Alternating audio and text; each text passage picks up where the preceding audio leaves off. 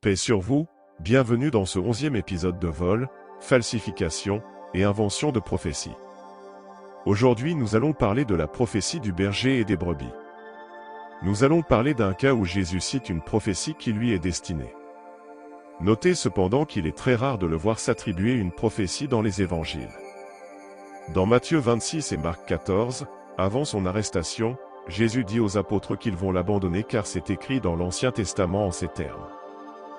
Pour vous tous, je serai cette nuit une occasion de chute, car il est écrit, je frapperai le berger, et les brebis du troupeau seront dispersées.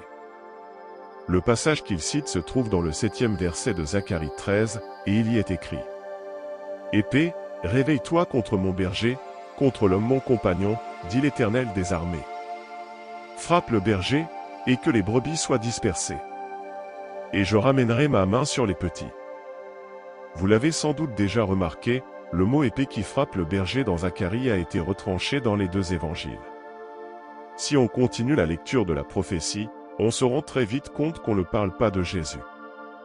Déjà au verset suivant, le verset 8, Dieu prophétise le massacre des 2/3 des enfants d'Israël, et les épreuves que vont subir le tiers restant jusqu'à ce qu'il exauce leurs invocations. Et il arrivera dans tout le pays, dit l'Éternel des armées, que les 2/3 en seront retranchés, périront, et que le 3e tiers y demeurera de reste. Je ferai passer ce tiers par le feu, et je les affinerai comme on affine l'argent, je les éprouverai comme on éprouve l'or. Il invoquera mon nom, et moi, je l'exaucerai. Je dirai, c'est mon peuple. Et il dira, l'Éternel est mon Dieu. Difficile de coller ces événements à la vie de Jésus. Du côté des commentateurs chrétiens, on nous dit d'abord que Jésus a cité librement Zacharie 13, et ensuite on nous dit que c'est un passage appliqué par Jésus.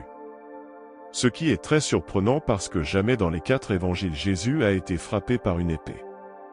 Merci d'avoir regardé cette courte vidéo et je vous dis à la prochaine sur Coran versus Bible.